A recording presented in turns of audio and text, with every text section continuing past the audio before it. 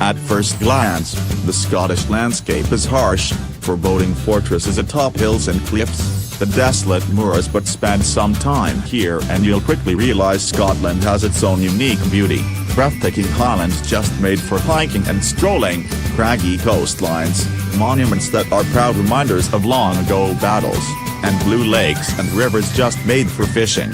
Scotland is a land of legends and romance, from Robert the Bruce and Macbeth to lake monsters and the tragic Mary Queen of Scots.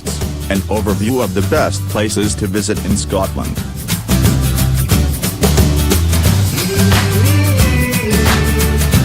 Located on the Firth of Forth, Edinburgh is Scotland's capital and has served as the seat of Parliament since the 15th century.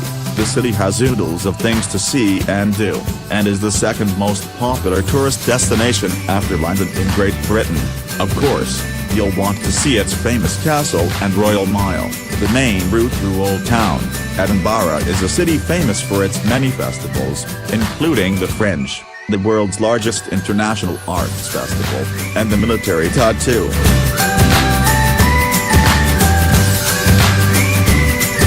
Now the largest city in Scotland, Glasgow dates back to prehistoric times on the River Clyde, the largest seaport in Britain. It was once an important hub for shipbuilding and trade with North America. It's a good place to visit, where you can immerse yourself in friendship, charm and music. The city hosts 130 musical events on average per week.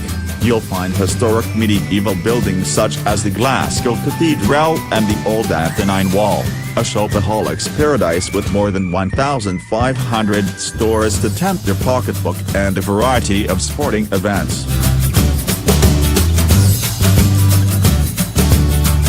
One of Scotland's best-known glens or valleys, Glencoe is stunningly beautiful in its sometimes harshness. Located 26 kilometers (60 miles) south of Fort William, Glencoe is nestled between hills and mountains, including the pyramid-like Buach Moor. As you travel through this U-shaped valley, be on the lookout for the monument commemorating the 1692 massacre at Glencoe when the Argylls ambushed the MacDonalds. If you like Scottish Gaelic literature and music, the Hebrides Islands is just the place to indulge your passions.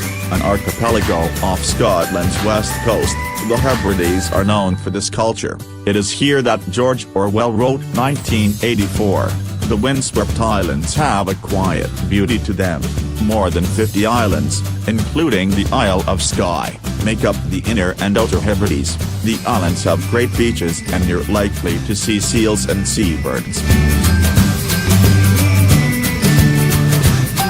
Britain's most northern city, Inverness, is the gateway to the Scottish Highlands. Located at the northern end of Loch Ness, Inverness is a good place to visit in Scotland if you like to walk.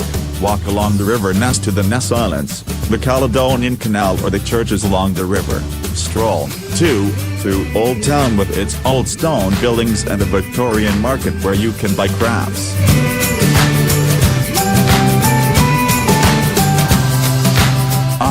Loch Lomond is a bonny lake. 'Tis not wee by any means, since it's the largest inland lake in Great Britain. The lake contains more than 30 islands, including Inchmurray, the largest island in freshwater in the British Isles. In 2002, it was combined with Trossachs, a small woodland glen, to make the Loch Lomond and Trossachs National Park. Scenery, including 7 waterfalls, will take your breath away.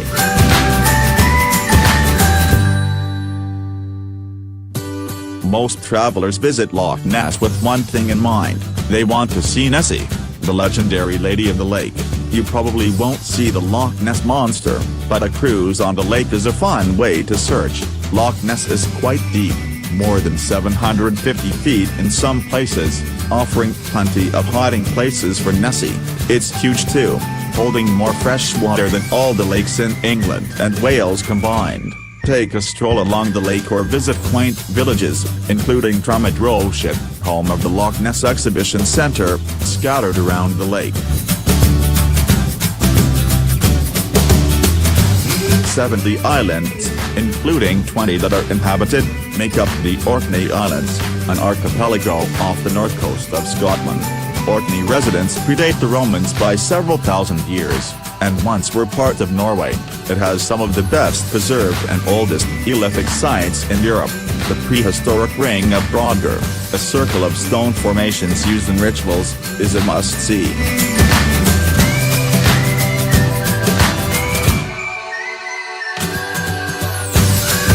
People go to St Andrews, a town northeast of Edinburgh, for many reasons.